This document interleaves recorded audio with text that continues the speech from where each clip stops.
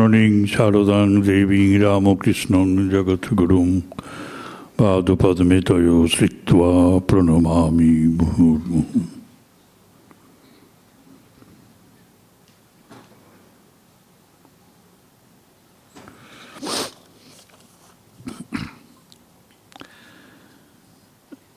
শ্রী দেবেন্দ্রনাথ মুখার্জি, রেখা মুখার্জি এবং দেবাংশু মুখার্জি স্মারক বক্তৃতা।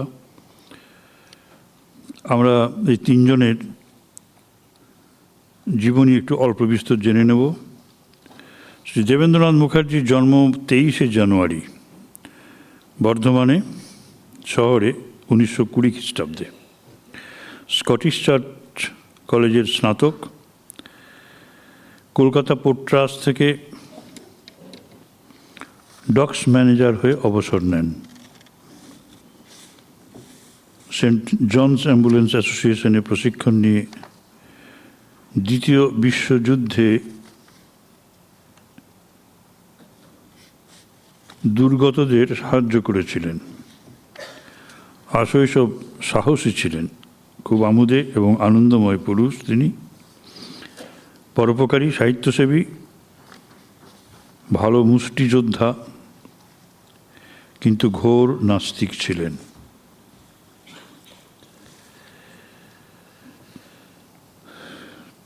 বিবাহের পরে সহধর্মিণীর প্রভাবে বেলুড় মঠে যাতায়াত শুরু এবং শ্রীমৎ স্বামী শঙ্করানন্দজির প্রথম দর্শনেই আধ্যাত্মিক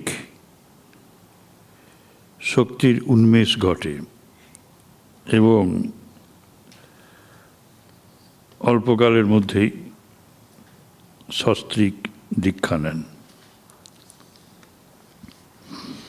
তার 4 ছেলেমেয়ের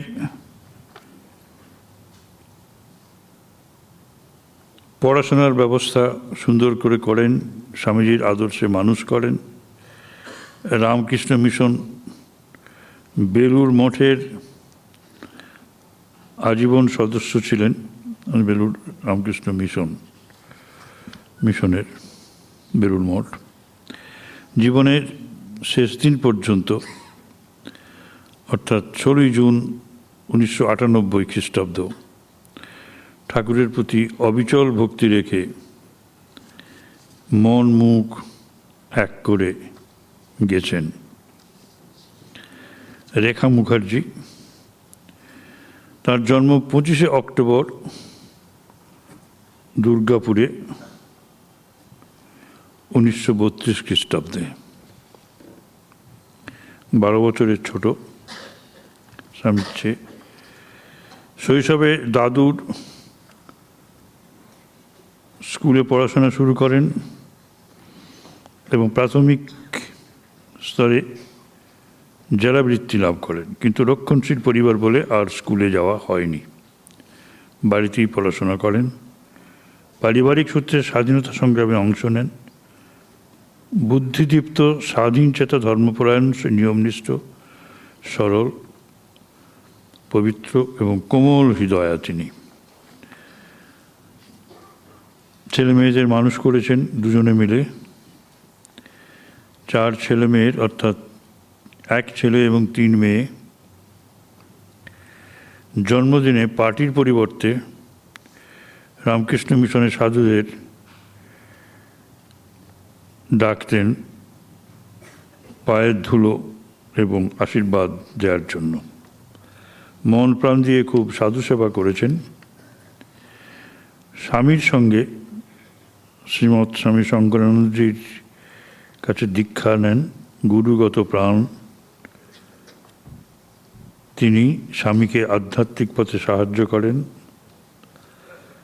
স্বামী এবং একমাত্র পুত্র সন্তান হারিয়েও ঠাকুরের প্রতি সম্পূর্ণ আস্থা তিনি শেষ দিন পর্যন্ত রেখেছিলেন। শরীরটি ছাড়েন 24শে সেপ্টেম্বর 2015। দেবাংশু মুখার্জি, জন্ম 3রা ডিসেম্বর 1960। খুব দুরন্ত আর সব খেলায় পারদর্শী। সেন্ট জেভিয়ার স্কুলে পড়তেন, ফুটবল ক্রিকেটের ক্যাপ্টেন ছিলেন, খুব ভালো দাবা এবং ব্রিজও খেলতেন, হকি ভালো খেলতেন। সেন্ট জেভিয়ার্স কলেজে বিকম নিয়ে পড়তে পড়তে সিএ এন্ট্রান্স পরীক্ষা পাস করেই স্নাতক এবং চার্টার্ড অ্যাকাউন্টেন্ট একই সময়ে হন। রবিবার করে বেলুড় মঠের অফিসে অ্যাকাউন্টস দেখভাল করতেন। স্বামী বিবেকানন্দের আদর্শে প্রত্যয়ী, লাজুক এবং স্বল্পবাক কিন্তু দৃঢ়চেতা তিনি। অল্প বয়সে উঁচু পোস্টে কাজ করতেন,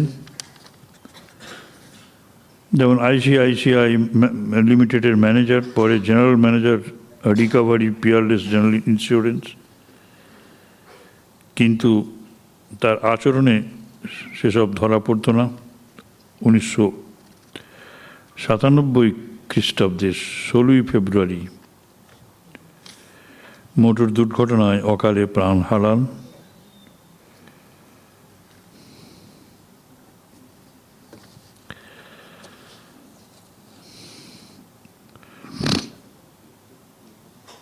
এই স্মারক বক্তৃতা শ্রীমতী সুমনা মুখার্জির অর্থানুকূল্যে আয়োজিত।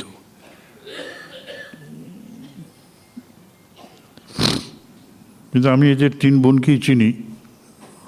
3 বোন এখানে বোধহয় সবাই আছেন, আমি তাদের স্বাগত জানাই এবং একটা অনুরোধ করব যে শুধু সুমনা মুখার্জি কেন, আর বাকি 2 জনের নাম এখানে থাকা দরকার এবং থাকবে। সেটা আমি সুমনাদিকে বলছি, তিনি অফিসের সঙ্গে যোগাযোগ করে বা সহায়কের সঙ্গে যোগাযোগ করে ঠিক করে নেবেন।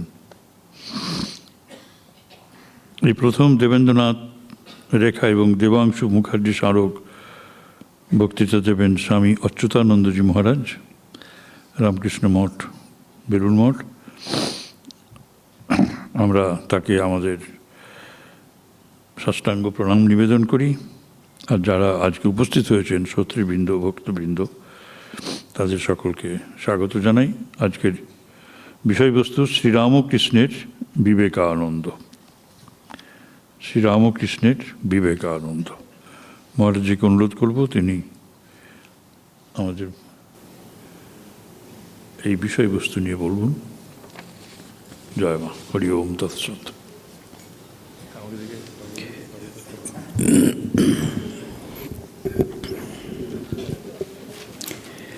विवेक जानंद निमग्न चित्तम विवेक दानैक विनोदशीलम विवेक भाषा कमनीय कांतिम विवेकिनं तं सततं नमामि।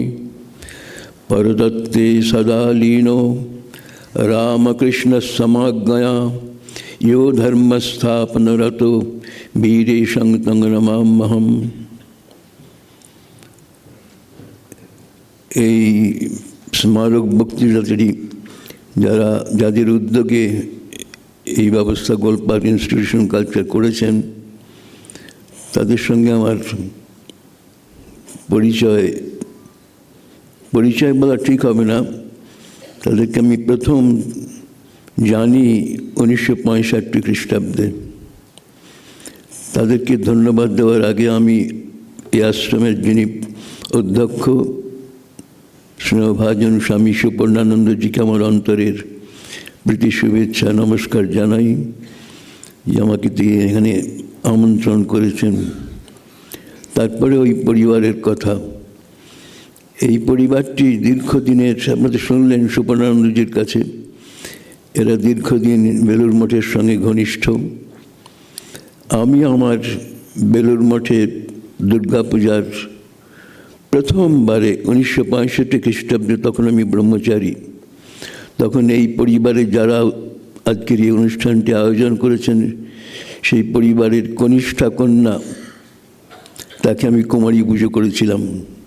আমার জীবনের দুর্গাপূজার প্রথম কুমারী হচ্ছেন তিনি। সৌভাগ্যের বিষয় আজও তিনি কুমারী। সেই তারা দুই বোন সুতপা, সুমনা এবং তাদের দিদি, তাদেরকে আমি পরবর্তীকালে তাদের সঙ্গে আমার পরিচয় যথেষ্ট বাড়ে। আর যাদের স্মরণে এই স্মারক বক্তৃতা, তাদের মধ্যমণি যিনি, অর্থাৎ এদের মা, যার নামটি লেখা আছে কাগজে, তারও অনেক শ্রদ্ধা স্নেহ আমি পেয়েছি। তাকে আমি চোখে দেখেছি এবং তার সম্বন্ধে অনেক কিছু শুনেওছি। যাই হোক, আজকে তাদের উদ্যোগেই এই স্মারক বক্তৃতা, তাই তাদেরকে আমি আমার শুভেচ্ছা নমস্কার জানাই।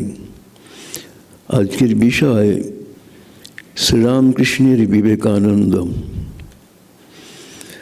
আমাদের শাস্ত্রে আছে, ভগবান যখন নরশরীরে অবতীর্ণ হন, তখন তার সেই নরলীলার সুষ্ঠু পরিচালনার জন্যে তিনি তার চিহ্নিত পার্শ্বদের সঙ্গে করে নিয়ে আসেন নানান জায়গা থেকে। এই লীলায়ও তার ব্যতিক্রম হয়নি। এই লীলায় শ্রীরামকৃষ্ণ ভাবগঙ্গার যিনি ভগীরথ, শ্রীরামকৃষ্ণ প্রেম প্রবাহ ধারণার যিনি শ্রেষ্ঠতম আধার, শ্রীরামকৃষ্ণের মানস প্রতিমা স্বামী বিবেকানন্দ, তাঁরই বিষয়ে আমাদেরকে আলোচনা করতে হবে। সেই শ্রীরামকৃষ্ণের নরেন্দ্রনাথ বা শ্রীরামকৃষ্ণের বিবেকানন্দ আলোচনা করবার আগে, এই ছবিটি আঁকবার আগে আমাকে একটা ছোট্ট পটভূমিকাও করতে হবে। যাকে নিয়ে আজকে আমাদের আলোচনা, সেই বিবেকানন্দ, তার জীবনে শ্রীরামকৃষ্ণের আবির্ভাব প্রথম কেমন হয়েছিল সেটা আমাদের জানা দরকার। 1881 খ্রিস্টাব্দ, 17-18 বছরের নরেন্দ্রনাথ তখন সিমলার খুব নামকরা ছেলে, গানে বাজনায়, খেলাধুলোয়, ব্যায়ামে, উপস্থিত বুদ্ধিতে তার তখন সিমলায় খুব যথেষ্ট পরিচিতি। সেই সময় তখন সে Scottish Church College General Assembly তার ছাত্র, FA পড়ছেন, অর্থাৎ ফার্স্ট আর্টস ইন্টারমিডিয়েট পড়ছেন। 1881 অক্টোবর নভেম্বর মাসের কথা আমি বলছি। FA পড়তে পড়তে ওই স্কটিশ চার্চ কলেজের ইংরেজির অধ্যাপক এবং কলেজের অধ্যক্ষ উইলিয়াম হেস্টি, সেই হেস্টি সাহেবের সঙ্গে নরেন্দ্রনাথের যোগাযোগ হয়। যোগাযোগের সূত্রটি হচ্ছে, নরেন্দ্র আশৈশব অসাধারণ তার বিভিন্ন শাস্ত্র পড়বার আগ্রহ, তার মাধ্যমিক নয় এন্ট্রান্স পরীক্ষার আগেই তার প্রাচ্য পাশ্চাত্যের দর্শন, ইতিহাস এবং আরও বহু বিষয়ের বই তার পড়া হয়ে গিয়েছে। ভাবতে অবাক লাগে, একটা ছোট্ট ঘটনা। দর্শনশাস্ত্রের বিখ্যাত অধ্যাপক হারবার্ট স্পেন্সার, নরেন্দ্রনাথ তার এই কৈশোরের শেষ প্রায় যৌবনের প্রারম্ভেই হারবার্ট স্পেন্সারের বই তিনি পড়ে ফেলেছেন। শুধু পড়ে ফেলেছেন নয়, পড়তে পড়তে কোনো এক জায়গায় তার খটকা লেগেছে যে বিষয়টি হারবার্ট স্পেন্সার বলেছেন সেটা বোধহয় আরও অন্যভাবে বলা যায়, এবং সেইটাই যুক্তিযুক্ত। নরেনের ছিল অসাধারণ যুক্তিবাদী মন এবং তীক্ষ্ণ বুদ্ধি ও মনীষা। সেই নরেন্দ্রনাথ সোজা তার অধ্যক্ষ হেস্টি সাহেবের কাছে গিয়ে বলেন, স্যার, আমার মনে হচ্ছে স্পেন্সার সাহেব যে কথাটি বলেছেন এই জায়গাটা নির্দিষ্ট একটি জায়গায়, এটা বোধহয় আরও ভালোভাবে বলা যেত।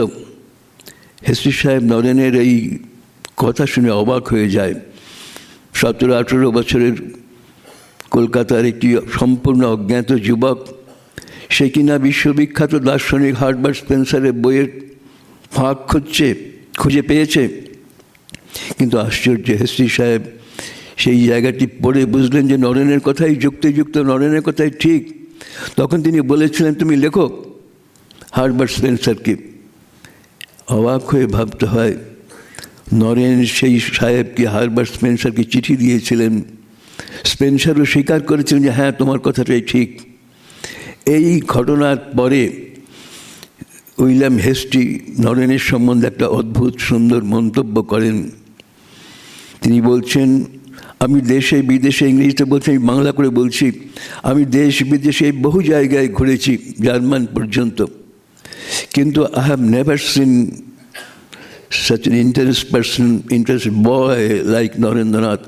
এইরকম অদ্ভুত মনীষা, তীক্ষ্ণ বুদ্ধিসম্পন্ন মানুষ, ছাত্র আমি দেখিনি। কেন দেখিনি?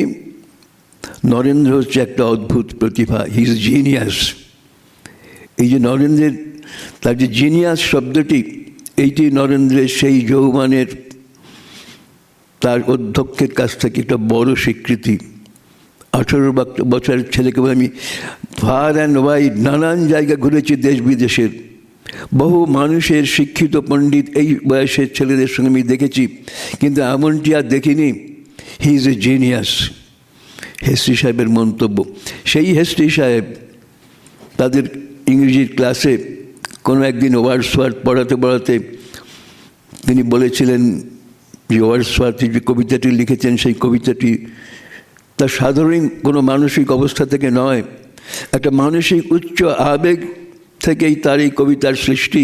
ইংরেজিতে বলেছিলেন trance, TRANS, out of trance, সে আবেগোত্থিত মানসিক অবস্থায় ওয়ার্ডসওয়ার্থের এই কবিতাটি লেখা। এই ট্রান্স শব্দটি শুনে সম্ভবত নরেন্দ্র কিনা জানি না, সেটা লেখা নেই, ওই ক্লাসের কোনো একজন ছাত্র ওয়ার্ডসওয়ার্থকে প্রশ্ন করেন, স্যার এই যে ওয়ার্ডসওয়ার্থের ট্রান্স যার কথা আপনি বললেন, আপনি কি জানেন এখনও কারো কি এরকম ট্রান্স হয়? আশ্চর্য একজন বিদেশি শিক্ষক, তিনি সেদিন প্রথম শুনলেন, হ্যাঁ আমি শুনেছি, কলকাতার কাছে দক্ষিণেশ্বর বলে একটা জায়গা আছে, সেখানে একজন সাধু আছেন, পরমাংশ সাধু, তার নাকি এরকম ট্রান্স হয়। এই নরেন্দ্রের কানে প্রথম এলো যে এরকম ট্রান্স, আবেগ হওয়া, ভাবের আবেগে এই সাধারণ চিন্তা থেকে চিন্তাকে ঊর্ধ্বয়িত করবার মতো কেউ একজন এখনও আছেন দক্ষিণেশ্বরে। নরেনের মনে এই জিনিসটা তখন গেঁথে গিয়েছিল। কেন? নরেনের তখন মানসিক অবস্থা একটুখানি চাঞ্চল্যের দুটি কারণ। একটি, তার বাবা বিশ্বনাথ দত্ত, তিনি তখনকার নামকরা অ্যাটর্নি, কিন্তু তার যত্র আয় তত্র ব্যয়, প্রচুর রোজগার করতেন, কিন্তু নিজের সংসারের লোক ছাড়াও বহু অভাবী দুস্থ মানুষকে তিনি প্রতিপালন করতেন, টাকার কথা ভাবতেন না। তার ফলে তার ব্যাংক ব্যালেন্স শূন্য ছিল, যা রোজগার করছেন সবই শেষ হয়ে যেত। অর্থাৎ বিশ্বনাথ দত্তের অর্থের প্রয়োজন ছিল, সেই অর্থের প্রয়োজনের জন্যে তখনকার দিনের কলকাতার একজন বিশিষ্ট ধনী টোপ ফেললেন, তার একটি কালো মেয়েকে বিশ্বনাথ দত্তের ছেলে নরেন্দ্রনাথের কাছে গুছিয়ে দেওয়ার জন্যে 10,000 টাকার টোপ ফেললেন, যে আমার এই কালো মেয়েটিকে যদি বিয়ে করে নরেন 10,000 টাকা দেব। অভাবী বিশ্বনাথের নিশ্চয়ই প্রয়োজন ছিল অর্থের, এবং সে অর্থের প্রয়োজনে তিনি নরেনকে গিয়ে বললেন, নিজের আর্থিক অনটনের কথা বলেননি, কিন্তু বলেছিলেন যে তুমি যদি এই বিয়েটি করো ভালোই টাকা পাওয়া যাবে। কিন্তু সঙ্গে সঙ্গে নরেন প্রতিবাদ করেছিলেন, অসম্ভব, বিবাহ আমার পক্ষে সম্ভব নয়। এই একটি সমস্যা। অ্যাটর্নি বিশ্বনাথ নরেনের এই জবাব পাওয়ার সঙ্গে সঙ্গেই তার ওকালতি বুদ্ধিতে বুঝে ফেললেন আমার একার দ্বারা সম্ভব নয়। তাই তার পত্নী ভুবনেশ্বরী দেবীকেও নরেনের পেছনে লাগিয়ে রাখলেন, বিয়ে কর, বিয়ে কর, বিয়ে কর। এই বিয়ে করার সমস্যা একটি, আরেকটি সমস্যা ওই ট্রান্স। নরেন তখন দেশ বিদেশের অনেক দর্শন, প্রাচ্য পাশ্চাত্যের দর্শন তার পড়া হয়ে গিয়েছে। সব দর্শন পড়তে পড়তে একটি শব্দ নরেনের মনকে এক আকুল করে তুলেছে। সব দর্শন শাস্ত্রেই প্রাচ্য পাশ্চাত্যের একটি কথার উপর খুব জোর দেওয়া হয়েছে, সোল, স্পিরিট, আত্মা, ঈশ্বর, ভগবান। যুক্তিবাদী নরেন্দ্রনাথ এই দর্শন শাস্ত্র পড়তে পড়তে তার মনে হয়েছে এই যে শব্দটি সব শাস্ত্রের ওপর জোর দিয়ে বলা হচ্ছে, এইটাই নাকি সব শাস্ত্রের শেষ কথা। তাই যদি হয়, আর এই কথাটি জানা এমন কি মানুষ কেউ আছে যে বলতে পারে তার বাস্তব জীবনের অভিজ্ঞতায়, হ্যাঁ আমি ভগবানকে দেখেছি, আই হ্যাভ রিয়েলাইজড গড, আমি আত্মা সম্পর্কে আমার জানা আছে, ব্যক্তিগত অভিজ্ঞতায় জানি, আমি জানি, থিওরিটিক্যালি নয়। সেই থিওরিটিক্যালি নয়, ব্যক্তিগত অভিজ্ঞতা সম্পন্ন এমন কেউ কি আছে যে বলতে পারে হ্যাঁ আমি ভগবানকে দেখেছি? এই সমস্যা, দুটি সমস্যায় নরেনের মন তখন চঞ্চল। এক, পারিবারিক বিবাহ না করার ইচ্ছা, আর ভগবান জানা মানুষ কেউ আছে কিনা জানবার ইচ্ছা। এই ইচ্ছায় চঞ্চল যখন, ব্যাকুল যখন, বিহ্বল যখন নরেন্দ্রনাথ, সেই সময়ে 1881 খ্রিস্টাব্দের নভেম্বর মাসে তার কাছে একটি অদ্ভুত আমন্ত্রণ এলো। তাদের প্রতিবেশী সিমলার একজন বড় সরকারি কর্মচারী সুরেন্দ্রনাথ মিত্র, যিনি দক্ষিণেশ্বরে শ্রীরামকৃষ্ণের অনুগামী ছিলেন, তিনি তার বাড়িতে শ্রীরামকৃষ্ণকে নিয়ে আসবেন। তার ভাবনা হয়েছে যে ঠাকুর তো নিজে খুব সুন্দর গাইতে পারেন, সুতরাং ভালো গান শুনতেও তার ইচ্ছে হতে পারে, কিন্তু কে আছে এমন যে ঠাকুরকে গান শুনিয়ে মুগ্ধ করবে? খোঁজ নিতে নিতে জানলেন তাদের পাড়াতেই আছে বিশ্বনাথ দত্তের ছেলে রবীন্দ্রনাথ, সুন্দর গাইতে পারে। এই নরেনের কাছে নিমন্ত্রণ গেল। 1881 খ্রিস্টাব্দের নভেম্বর মাসের কোনো একদিন সুরেন্দ্রনাথের বাড়িতে শ্রীরামকৃষ্ণের আগমন, নরেন্দ্রকে সেখানে নিয়ে গেলেন সুরেন মিত্র। এই প্রথম চার চোখের মিলন। শ্রীরামকৃষ্ণ নরেন্দ্রনাথকে দেখলেন, নরেন্দ্রনাথ শ্রীরামকৃষ্ণের সামনে হাজির হলেন। ঠাকুর নরেনকে দেখেই কাছে ডাকলেন, বাঁশি বসালেন। সুরেন মিত্র রামচন্দ্র দত্তের কাছ থেকে নরেনের পরিচয় জানতে পেরে তাকে কাছে ডেকে নিয়ে এসে তার শরীরের লক্ষণগুলোও দেখলেন। দেখে তাকে বললেন, তুমি গান জানো? নরেন তখন ব্রাহ্ম সমাজে যায়, বাংলা গান খুব বেশি জানা ছিল না। তখন হ্যাঁ গাইতে পারি। দুটি গান গেয়েছিলেন। আশ্চর্য, এই যে দুটি গান সম্পূর্ণ অসচেতনভাবে, এ যেন নরেন্দ্রের নিজের মনকে তিনি শ্রীরামকৃষ্ণের সামনে যে উন্মুক্ত করে দিলেন। প্রথম গানটি,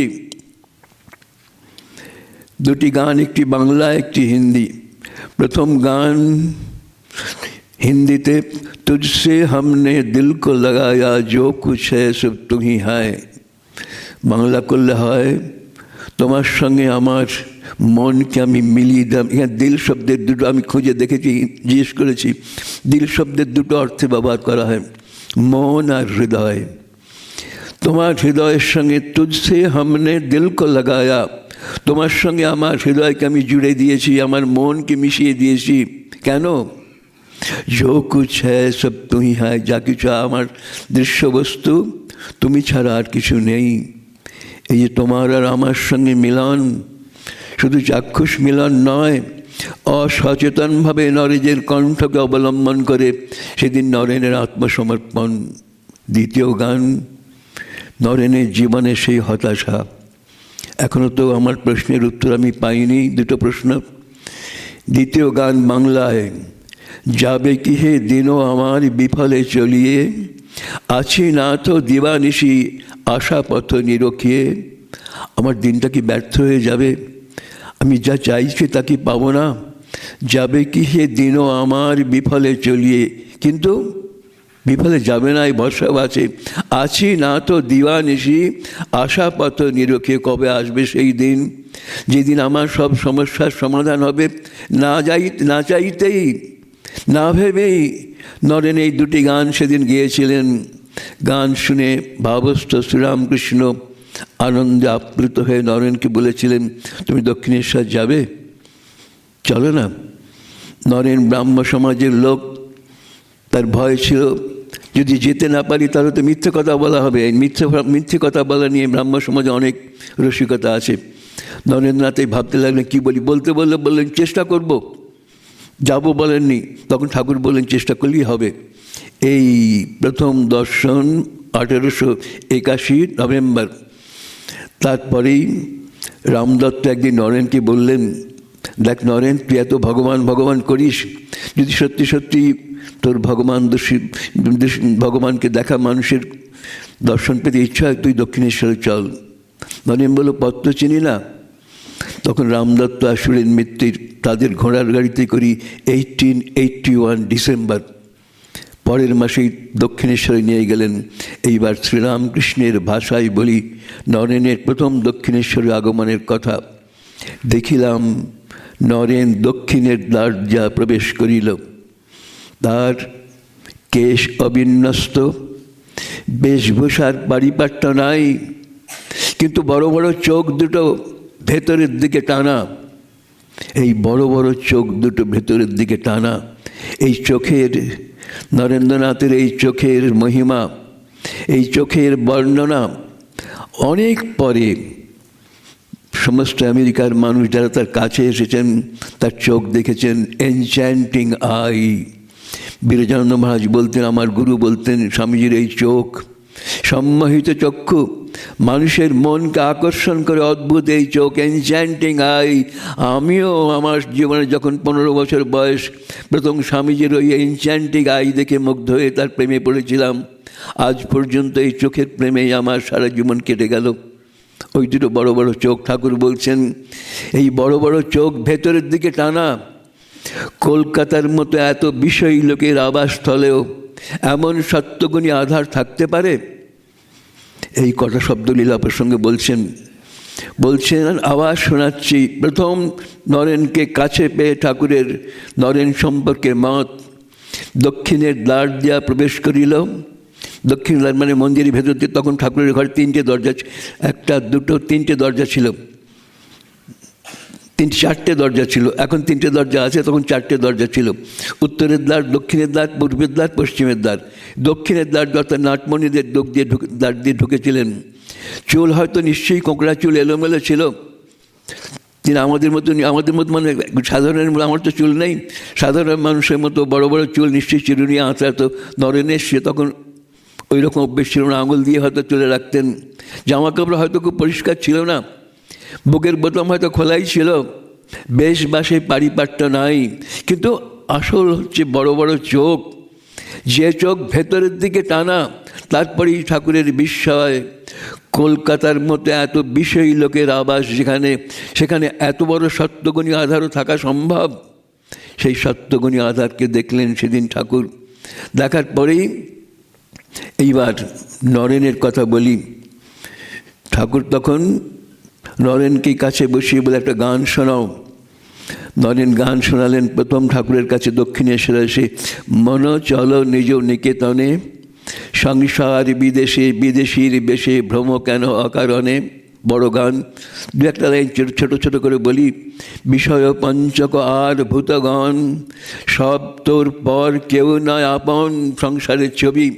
তারপরে এই সংসারের যাত্রাপথে অনেক অলিতে গলিতে অনেক রকম সমস্যা আছে, আর সেই সমস্যা সমাধানের জন্যে সাধু সঙ্গ নামে আছে পান্থধাম। শ্রান্ত হলে তথা লভিবে বিশ্রাম, পথভ্রান্ত হলে শুধাইবে পথ। সে পান্থ নিবাসীগণে সাধু সঙ্গ। মানুষের জীবনে যখন সমস্যা আসে, নরেন সেই সমস্যার কথাই শোনাচ্ছেন গানের মধ্যে দিয়ে, না জেনে। সাধু সঙ্গ নামে আছে পান্থধাম, শ্রান্ত হলে তথা লভিবে বিশ্রাম, পথভ্রান্ত হলে শুধাইবে পথ। সে পান্থ নিবাসীগণে। তারপরে যদি দেখো পথে ভয়ের আকার, প্রাণপণে দিও দোহাই, কেটে বলছি।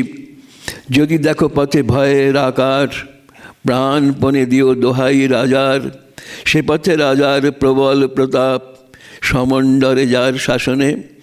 এই অপূর্ব সুন্দর গানটি মানুষের সাংসারিক জীবনে চলার পথে বিঘ্ন নিবারণের জন্য সাধু সঙ্গের বলে ভগবানের কথা স্মরণের ফলে সংসারের সব দুঃখ নাশের সন্ধান এই গানটির মধ্যে আছে। গানটি শুনেই ঠাকুর ভাবস্থ হয়ে গেলেন। তারপরে নরেন বলছেন, নরেনের ভাষায়, গানটি গাওয়ার পরই ঠাকুর আমাকে তুলে নিলেন। তুলে নিয়ে উত্তরের বারান্দায়, ঝাঁপ দিয়ে ঘেরা উত্তরের বারান্দায় আমাকে নিয়ে গেলেন। গিয়ে বাইরে থেকে দরজার ছেকলটি লাগিয়ে দিলেন। উত্তরের বারান্দা, শীতকাল, তখন ঝাঁপ দিয়ে ঘেরা ছিল, একটা আলাদা ঘরের মতো ইচ্ছেকল তুলে দিয়ে এবার নরেন বলছেন, তখন ঠাকুর কাঁদতে কাঁদতে আমার হাত দুটি জড়িয়ে ধরে আদর করে আমাকে বললেন, এত দেরি করে আসতে হয়, একটুও কি ভাবতে নেই আমি তোর জন্য কতদিন ধরে অপেক্ষা করছি? আশ্চর্য, একটা 18 বছরের ছেলে, তার কাছে একজন প্রৌঢ়, তখন নরেন্দ্র প্রভু, শ্রীরামকৃষ্ণ প্রভুরে হলো বহুজন মান্য। 1875 কেশবের পত্রিকায়, কেশবের সঙ্গে প্রথম দর্শনের পরে কেশব তার ব্রহ্মবাদীন পত্রিকায় ঠাকুরের কথা প্রচার শুরু করে দিয়েছে। ব্রাহ্ম সমাজে শুধু নয়, কলকাতার বহু মানুষ তখন দক্ষিণেশ্বরের পরমাংশকে জানেন। সেই বহু মানিত, বহু পূজ্য শ্রীরামকৃষ্ণ, তিনি একজন 18 বছরের কায়স্থ ছেলের কাছে হাত জোর করে তার হাত ধরে কাঁদছেন আর বলছেন, এত দেরি করে আসতে হয়, একটুও কি ভাবতে নেই কতদিন ধরে তোর জন্য অপেক্ষা করছি? তারপরেই অদ্ভুত কথা, নরেন্দ্রনাথ বলছেন, তারপরেই তিনি আমার কাছে করজোড়ে হাত জোর করে বলতে লাগলেন, জানি আমি প্রভু, তুমি সেই চিরপুরাতন ঋষি নররূপী নারায়ণ, জীবের দুর্গতি দূর করিতে আবির্ভূত হইয়াছ। নরেন অবাক, কিন্তু কথাগুলো খুব তাৎপর্যপূর্ণ। ঠাকুর বলছেন, জানি আমি প্রভু, তুমি সেই চিরপুরাতন ঋষি নররূপী নারায়ণ, জীবের দুর্গতি দূর করিতে নররূপ ধারণ করিয়া আসিয়াছ। কারা এরা? কেন বললেন ঠাকুর? এই নরেনের পরিচয় শ্রীরামকৃষ্ণ প্রথম দিচ্ছেন। শ্রীরামকৃষ্ণের দৃষ্টিতে নরেন্দ্র কে? শ্রীরামকৃষ্ণ নরেনকে জানিয়ে দিলেন। হিন্দুরা বিশ্বাস করেন, যারা বদ্রীনারায়ণ গিয়েছেন, বদ্রীনারায়ণ মন্দিরের পেছন দিকে দুটি পাহাড় আছে, একটির নাম নর পর্বত, আরেকটি নারায়ণ পর্বত। পৌরাণিক যুগ থেকে হিন্দুদের বিশ্বাস, দুজন ঋষি ভগবানের অবতার, তারা নর ঋষি আর নারায়ণ ঋষি, এরাই জগতের কল্যাণে সমাধিস্থ হয়ে পর্বতের রূপে ফসিলাইজড হয়ে তারা আজও বিরাজ করছেন। যুগে যুগে তারাই এই যুগ্ম ঋষি জীবোদ্ধারের জন্যে জন্মে জন্মে অবতীর্ণ হয়েছেন। নর ঋষি আর নারায়ণ ঋষি, রাম লক্ষ্মণ, কৃষ্ণ বলরাম, বুদ্ধ আনন্দ, চৈতন্য নিত্যানন্দ, যিশু পিটার, শ্রীরামকৃষ্ণ বিবেকানন্দ। যুগ্ম জীবন এই নর ঋষি আর নারায়ণ ঋষি যুগে যুগে জীবোদ্ধারের জন্যে আর জগতের কাছে সত্য ধর্মকে প্রতিষ্ঠা করবার জন্যে এরাই মানুষের রূপ ধরে অবতীর্ণ হন। সেই অবতরণের কথাই শ্রীরামকৃষ্ণ সেদিন জানিয়ে দিলেন। কে নরেন, কে তিনি, তার কথা তিনি উল্লেখ করলেন না, কিন্তু নরেনকে বলিয়ে দিলেন, বললেন, জানি আমি তুমি, আমি জানি তুমি কে, জানি আমি তুমি নররূপী নারায়ণ, ওই নর পর্বত আর নারায়ণ পর্বতে তুমি একজন নররূপী নারায়ণ। তার কাজ কি? জীবের দুর্গতি দূর করিতে তুমি এই নররূপ ধারণ করিয়া অবতীর্ণ হইয়াছ। সেই নর ঋষি, তার অবতার নরেন্দ্রনাথের জীবনের লক্ষ্যটাকে নির্ধারিত করে দিলেন, জীবের দুর্গতি দূর করতেই তোমাকে আসতে হবে। এই প্রথম দর্শনে শ্রীরামকৃষ্ণের কথা নরেনের ভাষায় বলি, আমি অবাক হইয়া ভাবিতেছি, এ তো অর্ধন্মাদ, পাগলের মতো বলে কি? আমি বিশ্বনাথ দত্তের বেটা, আমাকে বলে কিনা নররূপী নারায়ণ, এ তো পাগল। তখন এই শ্রীরামকৃষ্ণের পাগলামি থামেনি। তারপর তিনি ঘরে গিয়ে, নরেন বলছেন, ঘর হইতে মাখন মিছিয়ে লইয়া আসিয়া আমাকে জোর করিয়া খাওয়াইলেন।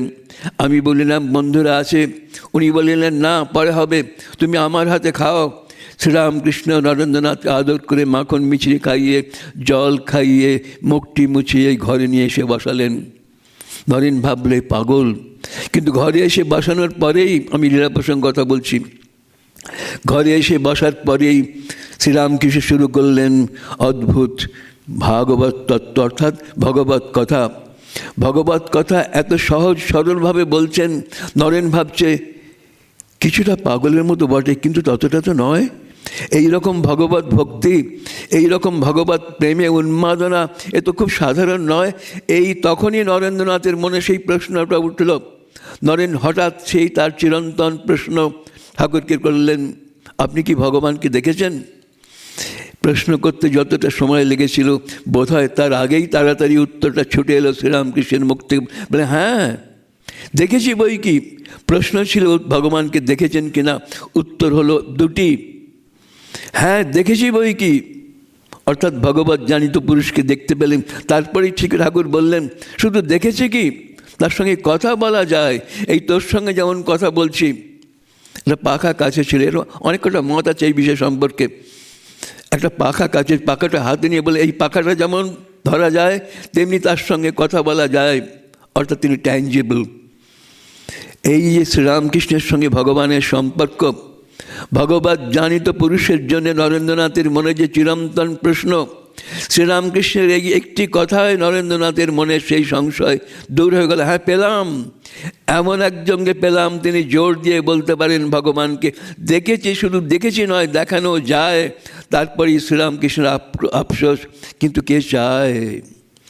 এই শুরু হলো শ্রীরামকৃষ্ণের নরেন্দ্রনাথের জীবনে শ্রীরামকৃষ্ণের প্রবেশ, দক্ষিণেশ্বরে প্রথম আসা। তারপরেই ঠাকুর নরেনকে বললেন আবার আসিস না, আবার আসবি তো, কিন্তু একা আসিস। এরপরেই 1892 জানুয়ারি, ঠিক 1 মাস পরে নরেন্দ্রনাথ দক্ষিণেশ্বরে এসে হাজির হলেন। এইবার নরেনের ভাষাতেই বলি, পশ্চিমের দ্বার দিয়া সেদিন নরেন্দ্র প্রবেশ করিয়াছিলেন গঙ্গাধারের দিক দিয়ে। এসেই ঠাকুরের পাশে বসলেন। ঠাকুরের পাশে বসতেই ঠাকুর তাকে আদর করে একদম কোলের কাছে নিয়ে বসালেন। বসতে বসতেই নরেন বলছেন, হঠাৎ তিনি আমার অঙ্গে তার দক্ষিণ চরণটি ঠেকাইয়া দিলেন। ঠাকুর নরেনের গায়ে তার ডান পাটা ছুঁয়ে দিলেন।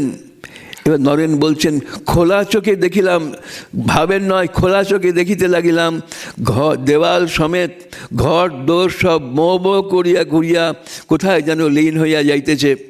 এই ঘর দোর সব মো মো করে ঘুরতে ঘুরতে কোথায় লীন হইয়া যাইতেছে। সঙ্গে সঙ্গে আমার ভেতর হইতে আমার আমিত্ব বাহির হইয়া সেই মহাশূন্যে লীন হইয়া ছুটিয়া যাইতেছে। আমি ভাবিলাম আমিত্বের নাশ মানে তো মৃত্যু, তবে কি আমি মরিতে বসে আছি? এই ঘটনাটা কি ঘটল? লীলা প্রসঙ্গকার বলছেন, সিদ্ধ শক্তি সম্পন্ন গুরু যদি উপযুক্ত আধার পান, সেই মুহূর্তে তিনি তার পবিত্র শুদ্ধ তার দর্শনের সাহায্যে, তার কৃপা স্পর্শের সাহায্যে শিষ্যের ভেতরে তিনি শক্তি সঞ্চার করতে পারেন। হিন্দু শাস্ত্রে তিন রকম দীক্ষার কথা আছে, শাক্তি, মান্ত্রী, শাম্ভবী। এটা হলো শাম্ভবী দীক্ষা।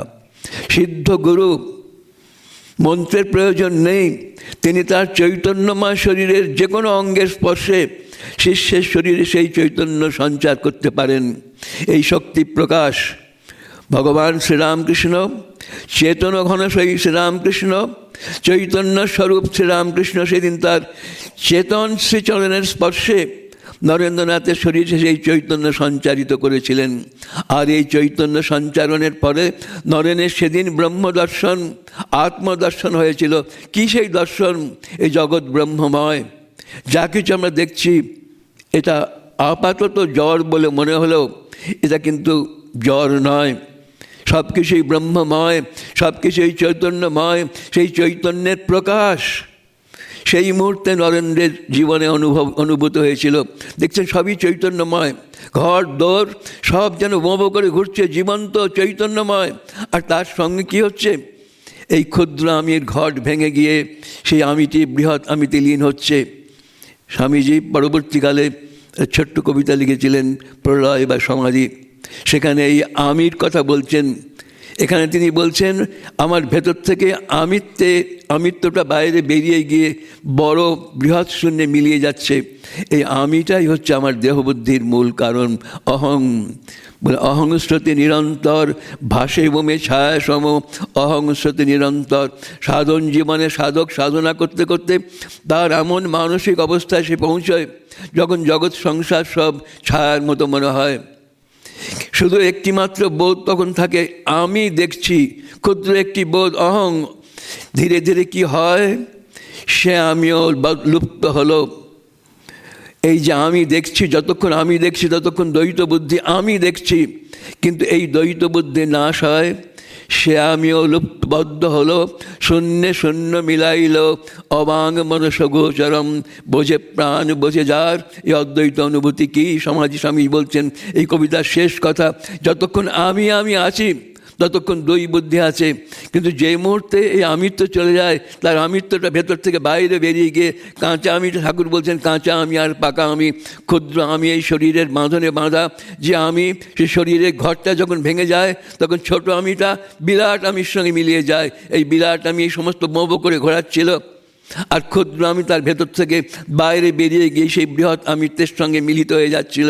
এই আমিত্বের নাশ মানেই দেহবুদ্ধি লোপ, দেহবুদ্ধি লোপ মানে সাধারণ অর্থে মৃত্যু।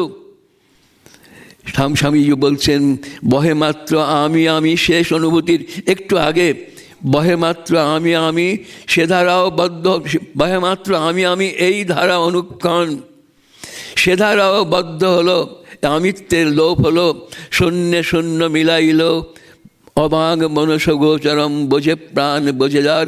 এই যে আমিত্বের ঘট, ছোট আমিত্বের ঘট ভেঙে গিয়ে বৃহৎ আমির সঙ্গে নিজের মিলন, সেইটাই সমাধি, সেইটাই নির্বিকল্প সমাধি, সেইটাই আত্মজ্ঞান, সেইটাই ব্রহ্মজ্ঞান, এইটা হিন্দু তত্ত্বের সাধনার শেষ কথা। সেই মুহূর্তে শ্রীরামকৃষ্ণ তিনি নরেন্দ্রের ভেতরে সেই শক্তি সঞ্চার করেছিলেন। কেন করলেন?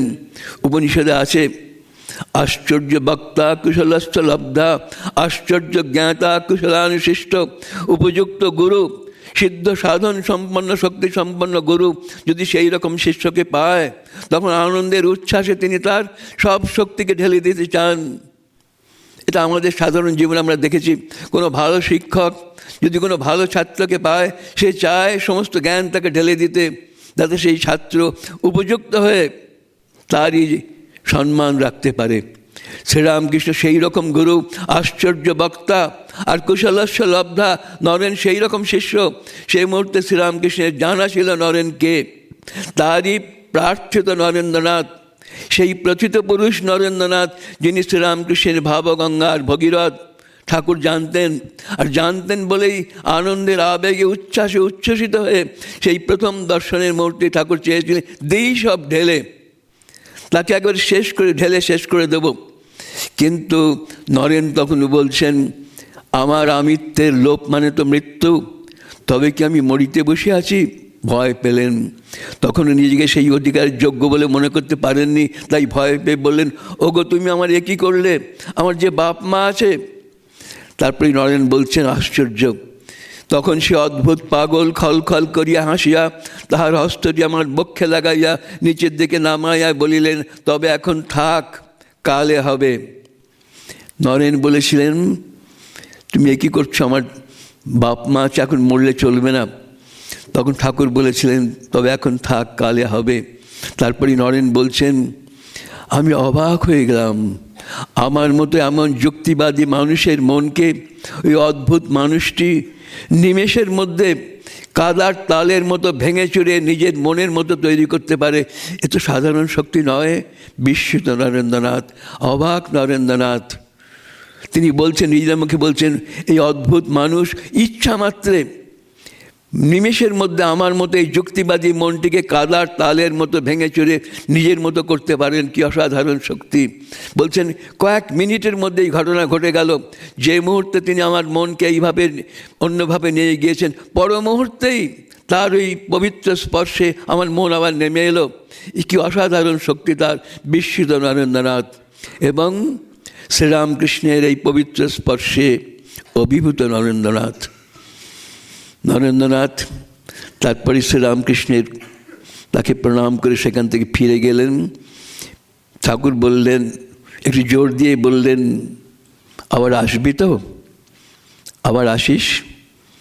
নরেন্দ্র চলে যাওয়ার পর এইবার ঠাকুরের কথা, ঠাকুর বলছেন ও চলে যাবার পর আমি সেই ঝাউতলায় গিয়ে ডাক ছেড়ে কেঁদেছিলাম, ওরে তুই আয়, তোকে না দেখে আমি থাকতে পারছি না। আমার বুকের ভেতর গামছা নিংড়ানোর মতো যন্ত্রণা হচ্ছে। চিৎকার করে কেঁদে কেঁদে ডাকতাম, ওরে তুই আয়, তুই আয়। বলছেন 6 মাস আমার ভেতরে এই নরেন্দ্রের বিরহ যন্ত্রণার ব্যাকুলতা আমাকে সহ্য করতে হয়েছিল। তারপরেই বলছেন অদ্ভুত কথা, আমি নরেন্দ্রের জন্য সেদিন যত কেঁদেছিলাম মায়ের জন্য এত কান্না কাঁদিনি। কি অদ্ভুত কথা, যে মাকে পাবার জন্যে মাটিতে মুখ ঘষে ঘষে কেঁদেছেন, লোকে ভাবছে শুনবেন না, তার থেকেও নাকি বেশি কেঁদেছেন তিনি নরেন্দ্রকে দেখতে না পেয়ে।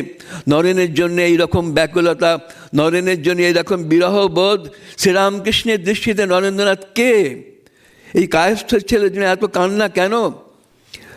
নরেনকে ঠাকুর বলছেন ওর ভেতরে আমি এই ভালোবাসা শরীরের ভালোবাসা নয়। তিনি পরে বলছেন ওর মধ্যে আমি নারায়ণকে দেখেছি, দেখে তাকে না দেখতে পেয়ে তাই আমার এই ব্যাকুলতা, এই বুক নিংড়ানো, গামছা নিংড়ানোর কান্না। বলছেন 6 মাস আমার এই রকম বিরহ ব্যাকুলতা ছিল। সেই নরেন্দ্রনাথ শ্রীরামকৃষ্ণের কাছে 1 সপ্তাহ পরে আবার এলেন। 1882 জানুয়ারির 2য় সপ্তাহে। সেদিন নরেন্দ্রনাথ যখন ঠাকুরের কাছে এলেন, সেদিন ঠাকুর তাকে কাছে নিয়ে আর ঘরে বসালেন না, তাকে নিয়ে তিনি বল চল একটু ঘুরে আসি। তার কাঁধে হাত দিয়ে তাকে নিয়ে চললেন দক্ষিণেশ্বরের মন্দিরের বাইরে ওই যদু মল্লিকের বাগান বাড়িতে। আপনারা জানেন যদু মল্লিকের বাগান বাড়ি বিখ্যাত শ্রীরামকৃষ্ণ জীবনে কেন? সেখানে সেই যীশু খ্রিস্টের ছবি দেখে ঠাকুরের খ্রিস্টের ভাবে তিনি ভাবিত হয়ে তার দর্শন হয়েছিল। সেই যদু মল্লিকের বাগান বাড়িতে নরেনকে নিয়ে গেলেন। নরেন কিন্তু সেদিন খুব হুঁশিয়ার, কারণ আগের দিনের ঘটনা তার মনে আছে। শ্রীরামকৃষ্ণের চরণ তার শরীরে লাগামাত্র তার অদ্ভুত দর্শন হয়েছিল, তাই নরেন্দ্র খুব হুঁশিয়ার হয়ে আছেন। ঠাকুর তাকে ধরে ধরে নিয়ে গিয়ে সেই তার যদু মল্লিকের বাড়িতে খাটে বসিয়েছেন। নরেন্দ্র খুব সাবধানে পায়ের দিকে তাকিয়ে আছেন, আবার না কি কাণ্ডটা হয়। কিন্তু নরেন জানে না শ্রীরামকৃষ্ণের শুধু চরণ নয়, সর্বাঙ্গই চৈতন্যময়। শঙ্কিত সন্ত্রস্ত নরেন্দ্রনাথ যখন ঠাকুরের পায়ের দিকে তাকিয়ে আসে, তখন শ্রীরামকৃষ্ণ হয়তো ভাবস্থ হয়ে গেলেন। আর ভাবস্থ অবস্থায় ঠাকুর তার ডান হাতটাও গায়ে ছুঁয়ে দিলেন। নরেন ভেবেছিলেন পাই বোঝা হবে, কিন্তু এবার পা নয়, ঠাকুরের হাতটা নরেনের গায়ে ছোঁয়া মাত্রই সেদিন নরেনের কিন্তু কোনো দর্শন হলো না, হলো এক অদ্ভুত ঘটনা। শ্রীরামকৃষ্ণের সেই পবিত্র স্পর্শে নরেন্দ্র সেদিন সম্মোহিত হয়েছিল, হিপনোটাইজড। শ্রীরামকৃষ্ণ নরেন্দ্রনাথ সেদিন সম্মোহিত করে কয়েকটি প্রশ্ন করেছিলেন। ঠাকুর তার প্রত্যেক সন্তানদের আসবার আগে তাদের পরিচয় জানতেন, সে কে, কোথা থেকে এসেছে। এই নরেনের আবির্ভাবের আগেই ঠাকুরের এরকম কয়েকটি দর্শন হয়েছিল নরেন্দ্রনাথ সম্পর্কে। ঠাকুর ভাবলেন, তখন নরেনকে দেখেননি, ভাবলেন তার মাথার গোলমাল নাকি এসব দর্শন হচ্ছে, একজন আসবে, কোথা থেকে আসবে। সেই প্রশ্নই ঠাকুর নরেনকে করছেন আজকে। নরেনকে সম্মোহিত করে ঠাকুর 4টে প্রশ্ন করলেন। সম্মোহিত নরেন্দ্রনাথ, হিপনোটাইজড নরেন্দ্রনাথ তার মনের গভীরে ডুবে শ্রীরামকৃষ্ণের প্রশ্নের উত্তর দিয়েছে। প্রথম প্রশ্ন, তুই কে? দ্বিতীয় প্রশ্ন, কোথা থেকে এসেছিস? তৃতীয় প্রশ্ন, কেন এসেছিস? চতুর্থ প্রশ্ন, কতদিন থাকবি? নরেন তার মনের গভীরে ডুব দিয়ে প্রথম উত্তর দিয়েছিল, আমি অখণ্ডের ঘরে সপ্তর্ষি ঋষি, আমি কাশী বীরেশ্বরের আত্মা বীরেশ্বর, তার থেকে আমার সৃষ্টি। কে? কোথা থেকে এসেছিস? অখণ্ডের ঘর থেকে এসেছি, কাশী বীরেশ্বর থেকে এসেছি। কেন এসেছিস? তোমার কাজ, মায়ের কাজ করতে হবে বলে। কতদিন থাকবি? যতদিন তুমি ছেড়ে না দেবে। এই 4টি প্রশ্ন। এই প্রশ্নের উত্তর ঠাকুরের জানা ছিল, কিন্তু সেই প্রশ্ন তার মাথার ভুল কিনা সেটা মিলিয়ে নেবার জন্যে তিনি নরেন্দ্রকে সম্মোহিত করে তার মুখ দিয়েই তার প্রশ্নের উত্তরগুলো তিনি জেনে নিলেন। নিশ্চিন্ত নরেন্দ্রনাথ এই তো তার সেই পুরুষ যাকে তিনি চেয়েছেন, যাকে তিনি টেনে এনেছেন। কি দর্শন, কোন দর্শনে নরেন্দ্রনাথ উত্তর দিলেন, আমি অখণ্ডের ঘরে ঋষি। অতি সংক্ষেপে সেই দর্শনের কথা বলছি। নরেন আসবার আগেই ঠাকুর দেখেছেন, তিনি বসে আছেন তার ঘরে। হঠাৎ তার মন সমাধি যোগে ধীরে ধীরে উঠে যাচ্ছে একের পর এক নানান দৈব স্তর। উঠতে উঠতে এমন একটা জায়গায় গিয়ে পড়েছেন যেখানে মানুষ তো দূরের কথা, দেবতাদের প্রবেশ নিষেধ। সেই অখণ্ডের জগৎ, চিৎঘন অখণ্ড একটি অপূর্ব জ্যোতির্ময় জগৎ।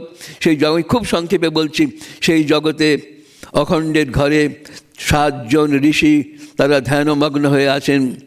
কারা এই 7 জন ঋষি? এই সপ্তর্ষি আমাদের জানা সপ্তর্ষি নয়, এরা অন্য কোনো ঋষি।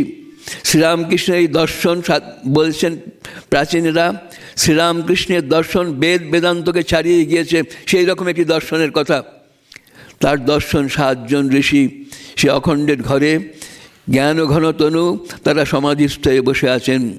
তারপরেই ঠাকুর দেখছেন সেই চিৎঘন অখণ্ড মণ্ডল থেকে ধীরে ধীরে খানিকটা অংশ ঘনীভূত হয়ে একটি ছোট্ট শিশু রূপ নিল। সেই ছোট্ট শিশু ধীরে ধীরে নেমে এসে সমাধিমগ্ন একজন ঋষির কোলের ওপর এসে দাঁড়ালো।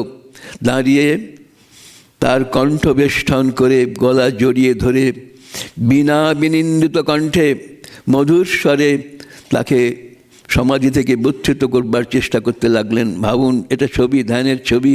একজন ঋষি সমাধিস্থ বসে আছেন, তার কোলের ওপর 2 হাত, তার উপর একটি অপূর্ব সুন্দর শিশু। তিনি ধীরে ধীরে তার মুখের দিকে তাকিয়ে মিষ্টি হেসে তার গলা জড়িয়ে ধরে তাকে সমাধি থেকে তোলবার চেষ্টা করছেন।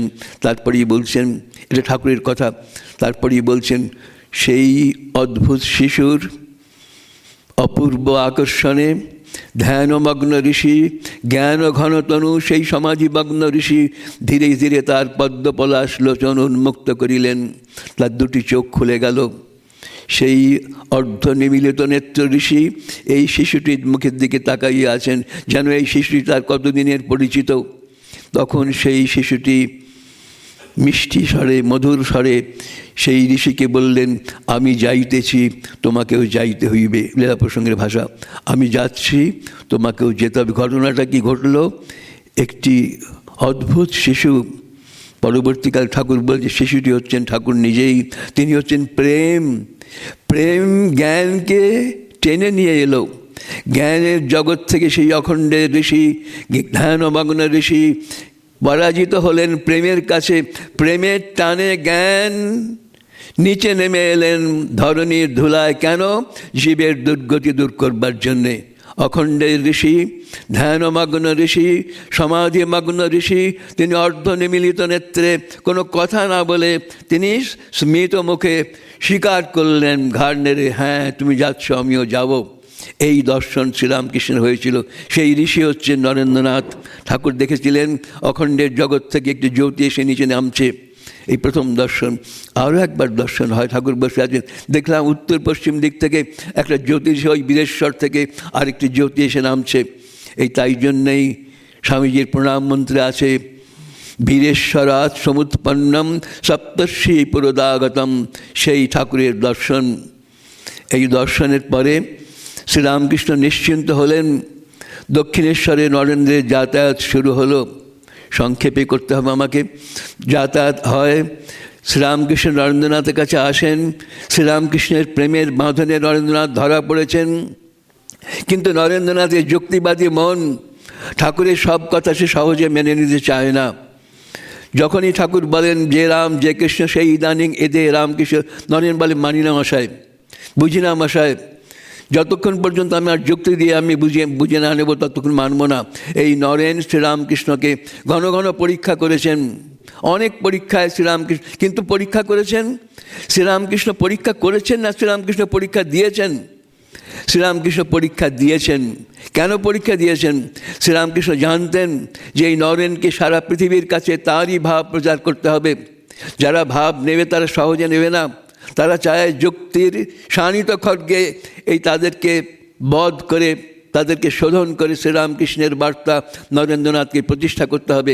তাই শানিত খড়গ, যুক্তির শানিত খড়গ নরেন্দ্রনাথ শ্রীরামকৃষ্ণকে বারবার আঘাত করেছেন। একজন বিখ্যাত মনীষী মহিতলাল মজুমদার তার একটি বইয়ে বলছেন, এই নরেন্দ্র যে বলছেন মানি না মশাই, জানি না মশাই, বুঝি না মশাই, এটা কেমন? বলছেন শ্রীরামকৃষ্ণ একজন বিখ্যাত ভাস্কর।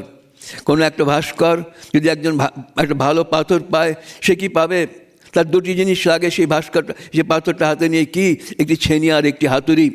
ভাস্কর সেই কারিগর তার মনের মাধুরী মিশিয়ে যখন সেই পাথরটিকে একটি রূপ দিতে চায়, তখন এই ছেনির ওপর হাতুড়ির আঘাত যখন পরে, পাথর সহজে মেনে নেয় না, তার থেকে অগ্নিস্ফুলিঙ্গ বিচ্ছুরিত হয়, স্পার্ক করে।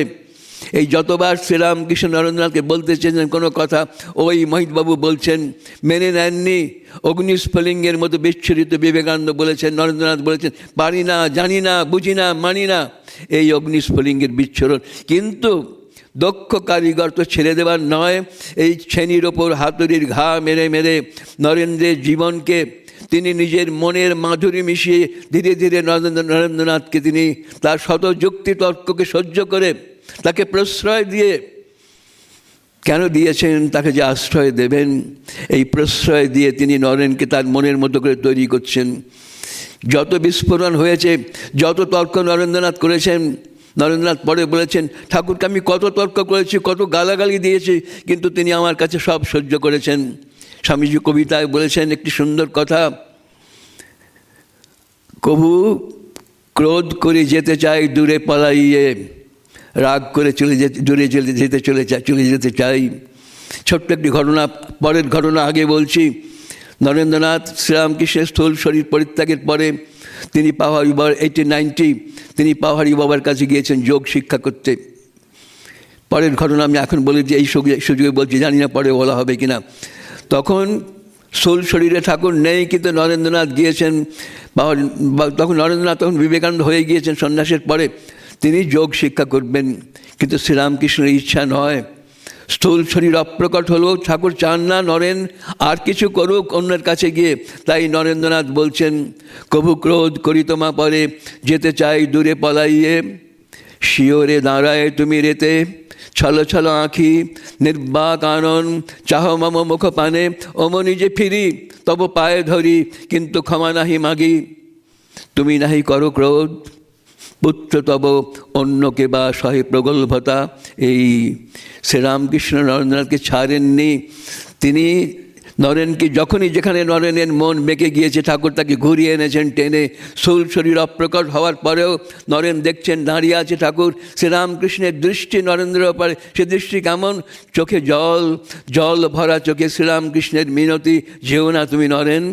আর নরেন সেই চোখের জলের প্রবাহে নরেনের যোগের শক্তি ইচ্ছা ভেসে গেল। নরেন তখন ফিরে গেলেন, ফিরে গিয়ে ঠাকুরের পা জড়িয়ে ধরলেন, কিন্তু ক্ষমা চাইলেন না। পরিষ্কার বলছেন আমি যখন তোমার কাছে গেলাম, শিওরে দাঁড়ায় তুমি রেতে, ছলো ছলো আঁকি নির্বাক আনন, কথা নেই, চাহ মাম মুখে, অমনি যে ফিরি তব পায়ে ধরি, কিন্তু ক্ষমা চাইলেন না। সেখানে তেজি নরেন্দ্রনাথ ক্ষমা, কিন্তু তুমি রাগ করলে না ক্ষমা চাইলাম না বলে, তুমি নাহি করো রোষ, কেন, পুত্র তব অন্য কেবা সহে প্রগল্ভতা, আমার এই যে প্রগল্ভতা, আমার যে ছ্যাবলামি, সেটা তুমি ছাড়া আর কেউ সহ্য করবে না। তাই নরেন্দ্রনাথ বলেছেন বারবার, তাঁর এই ভালোবাসার কাছে সব তুচ্ছ, তার এই প্রেমের বাঁধনে ওই দক্ষিণেশ্বরী পাগলা বুড়ো বামনটার জন্য এই একটা জীবন যদি যায় তো যাক, তার প্রেমের বাঁধনে, তার ভালোবাসার বাঁধনে নরেন্দ্রনাথ বাঁধা পড়েছিলেন। তাই বলছেন পুত্র তব অন্য, আর কেউ সহ্য করতো না। এই নরেনের যেই তর্ক বিতর্ক, শ্রীরামকৃষ্ণকে গালাগালি দেওয়া, কত রকমভাবে ঠাকুরের সে নরেনের তর্ক হয়েছে, কিন্তু ঠাকুর মুখ বুঝে সহ্য করেছেন। কালে মানবি পরে মানবি, এই মানা শুরু হলো দক্ষিণেশ্বর থেকে। তর্ক বিতর্কের মধ্যে দিয়ে নরেন জানতো, ঠাকুর বলেছিলেন যে ধাতু দ্রব্য তার শরীরের জ্বালা সৃষ্টি করে। নরেন পরীক্ষার আলোকে সেটা যাচাই করে নিয়েছিলেন। বিছানার তলে আদুলি দেখে তিনি দেখেছিলেন দরজার বাইরে দাঁড়িয়ে থেকে ঠাকুর একেবারে বিছানায় যখন বসতে যাচ্ছেন বৃশ্চিক দংশনের মতো ছটপট করে দাঁড়িয়ে উঠলেন, জ্বলে গেল। দরজার বাইরে দাঁড়িয়ে নরেন্দ্রনাথ মাথা নিচু করেছেন, হয়তো তার চোখে জল ছিল। ঠাকুর দেখতে পেয়েছেন, কাছে রাখলেন, ভেতরে আয়। নরেন বলছেন আপনি কি আমার উপর খুব রাগ করেছেন? ঠাকুর বলছেন কিচ্ছু না, এই প্রশ্রয় দিচ্ছেন, একটুও রাগ করিনি, ঠিক করেছিস, বেশ করেছিস, গুরুকে দিনে দেখবি, রেতে দেখবি, বাজিয়ে নিবি, বিড়ে নিবি। এইটাই ঠাকুর চাইছিলেন, যে নরেন্দ্রনাথ তার এই ভাবের প্রভাব বিশ্বময় ছড়িয়ে দেবে। বহু যুক্তি তর্কের সামনে তাকে দাঁড়িয়ে এই মতকে প্রতিষ্ঠিত করতে হবে, তাই সহজভাবে নয়। বহু যুক্তির সামনে দাঁড়াতে গেলে নিজেকেও যুক্তি দিয়ে বাজিয়ে নিতে হবে, তাই তরোয়ালটায় শান দিয়ে নেওয়া। সেই শান দিয়ে নেওয়ার কাজই হচ্ছে শ্রীরামকৃষ্ণের কাছে তর্ক বিতর্ক করে তাকে যাচাই করে নেওয়া, বাজিয়ে নেওয়া। আরও আছে চামচিকে, ঠাকুর বলেছেন চাতক গঙ্গার জল ছাড়া খায় না, দেখিয়ে দিলেন পরে চামচিকে। এইরকম নানান বৃষ্টির জল ছাড়া খায় না, এরকম নানান ঘটনায় নরেন্দ্রনাথ ঠাকুরকে পরীক্ষা করেছেন। কিন্তু ঠাকুরও নরেনকে পরীক্ষা করে নিতে ছাড়েননি।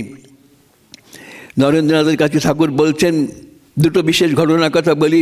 একটা, ঠাকুর বলছেন জগতের সব কিছুই ব্রহ্মময়, যা কিছু দেখছি সবই ব্রহ্মময়।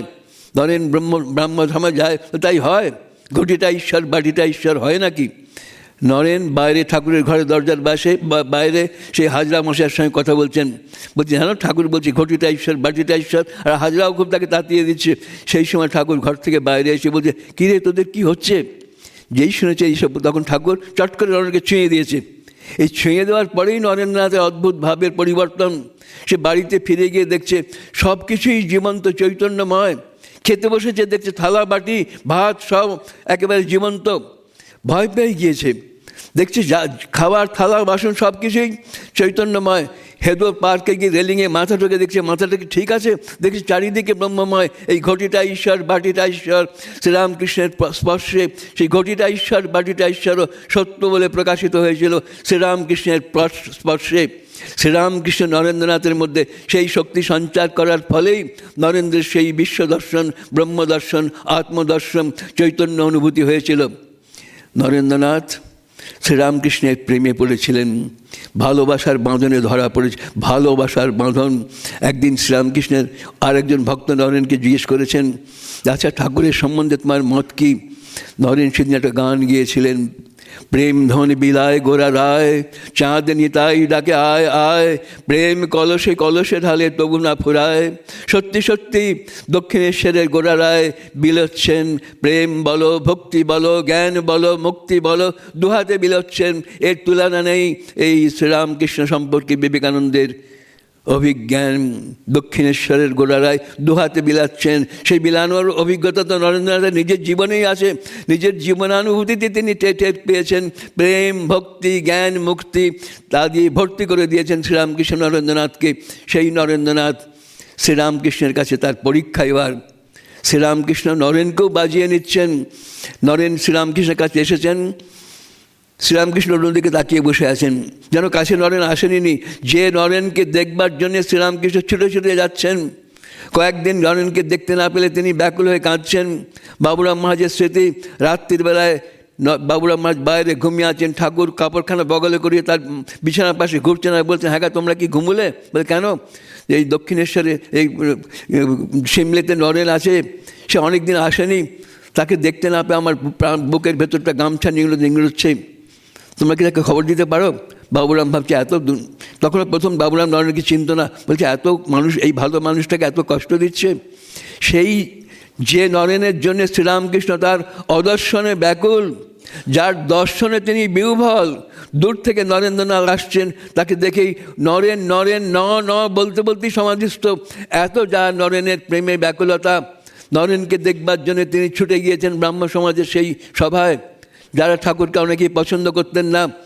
সেখানে ঠাকুর যেতেই যখন সব ব্রাহ্মণরা উদ্বেল হয়েছে ঠাকুরকে দেখতে, কিন্তু মন্দিরে আসনে যারা বসে আছেন তারা বিরক্ত হয়ে আলো নিভিয়ে দিয়েছেন। অন্ধকারের মধ্যে ঠাকুর যখন দাঁড়িয়ে আছেন, তখন দূর থেকে দেখতে পেয়ে নরেন ছুটে এসে ঠাকুরকে জড়িয়ে ধরে বাইরে নিয়ে গিয়েছেন। কেন আপনি এসেছেন? তোকে দেখছেন না আপনি অপমানিত হলেন? কিসের অপমান? তোকে তো দেখতে পেলাম। এই অপমান বোধও নেই নরেন্দ্রনাথের ভালোবাসায়। সেই নরেন্দ্রনাথের গুণগানে শ্রীরামকৃষ্ণ ভাষা খুঁজে পেতেন না। শ্রীরামকৃষ্ণের দৃষ্টিতে নরেন্দ্রনাথ কেমন, একে একে বলে যাচ্ছি নরেনের গুণের কথা। প্রথম বলছেন, ওকে সাক্ষাৎ নারায়ণ দেখি। দ্বিতীয় কি, গ্রাম্য ভাষায় উদাহরণ দিচ্ছেন, নরেন হচ্ছে পদ্মফুলের মধ্যে সহস্র দল, অন্যরা কেউ দ্বিদল শতদল, নরেন্দ্র হচ্ছে সহস্র দল। নরেন হচ্ছে অন্যরা কেউ বাটা পুঁটি মাছ, নরেন হচ্ছে রাঙাচক্ষু রুই। অন্যরা কেউ ডোবা পুষ্করিণী, নরেন হচ্ছেন সরোবর দিঘি। গ্রামের ভাষায় বলছেন নরেন হচ্ছে বড় ফুটোওয়ালা বাঁশ, অনেক ধরে তার মধ্যে। নরেনের কাছে লেখাপড়াটা কিছুই নয়, হেলায় পাশ করে যায়।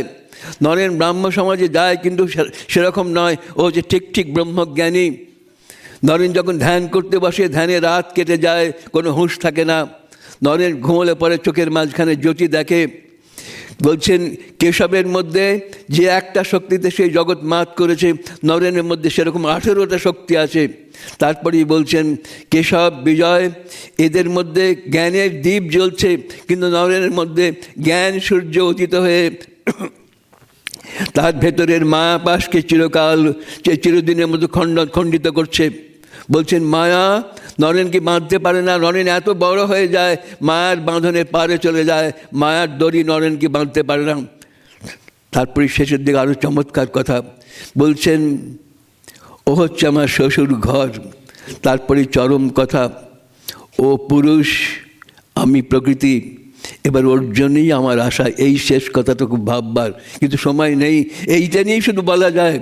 ও হচ্ছে পুরুষ, আমি হচ্ছে প্রকৃতি, এই অদ্ভুত কথা কেন বলতে গেলে নরেন পুরুষ আমি প্রকৃতি, এর অনেক ব্যাখ্যা আছে। আমি প্রাচীন সাধুদের মুখে এই কথা শুনেছি, সময় নেই, শুধু অতি সংক্ষেপে বলছি।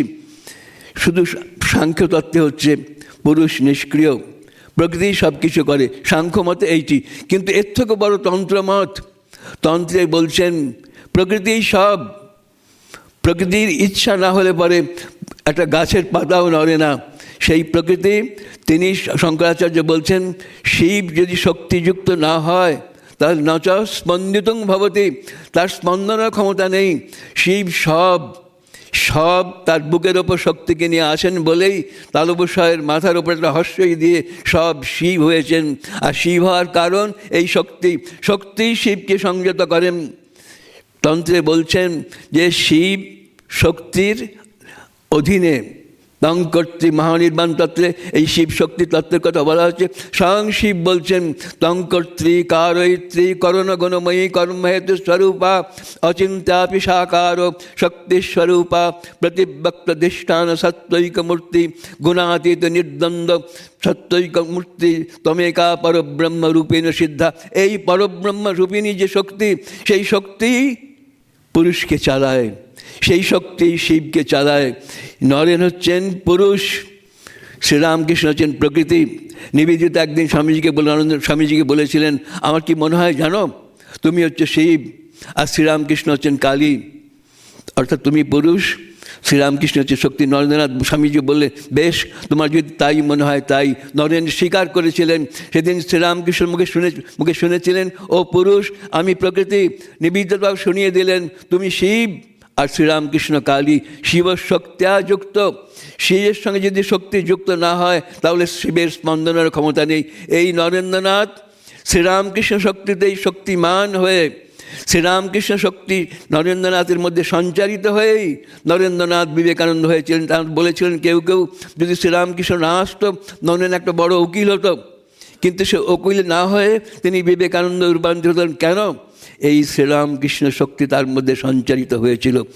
এইবার ফিরে আসে, আবার শ্রীরামকৃষ্ণ নরেন্দ্রনাথকে পরীক্ষা করছেন, কাছে এসে বসে আছেন, দিনের পর দিন নরেনের দিকে তাকান না, নরেনের সঙ্গে কথাও বলেন না।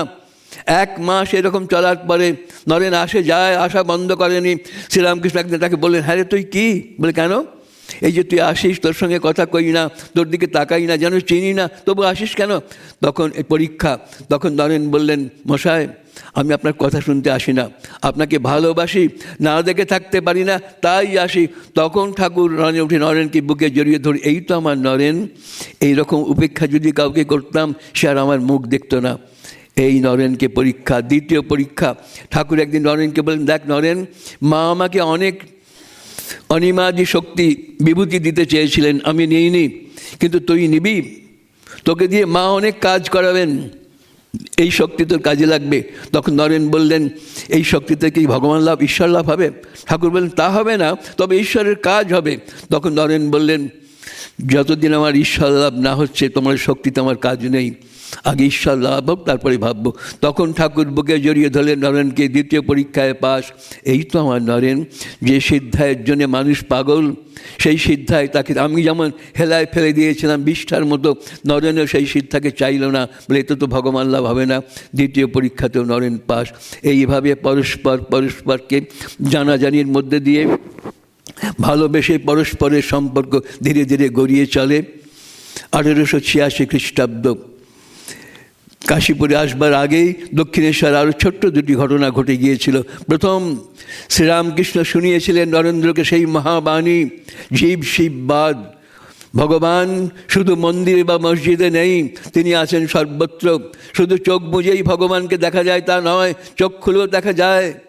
তারপরেই বলেছেন যে এই খালি পেটে ধর্ম হয় না, এই কটি কথা শ্রীরামকৃষ্ণের কাছে নরেন্দ্রনাথ শুনেছিলেন। শুনে বেরিয়ে এসে তিনি বলেছিলেন, আজ যে নূতন আলোক পেলুম, যদি দিন পাই এই নতুন কথা শ্রীরামকৃষ্ণের সনাতন ধর্মের বাণী, নতুন আলোকে যে শ্রীরামকৃষ্ণ আমার সামনে প্রচার করলেন, দয়া নয় সেবা, শুধু সেবা নয় শিবজ্ঞানে সেবা, এই যত্রজীব তত্ত্বশিব মহামন্ত্র শ্রীরামকৃষ্ণ নরেন্দ্রনাথকে দিয়েছিলেন। আর এই মন্ত্রেই সিদ্ধ হয়ে বিবেকানন্দ সারা পৃথিবীতে এই শ্রীরামকৃষ্ণের দুটি বাণী যত্রজীব তত্ত্বশিব যত মত তত পথ তিনি প্রচার করেছিলেন। 1893 খ্রিস্টাব্দের 11ই সেপ্টেম্বর শিকাগো পার্লামেন্ট অফ রিলিজিয়ন্সে এই মহামন্ত্রই তিনি শুনিয়েছিলেন। কিন্তু এই মন্ত্র শোনাবার সূত্র কোথায়?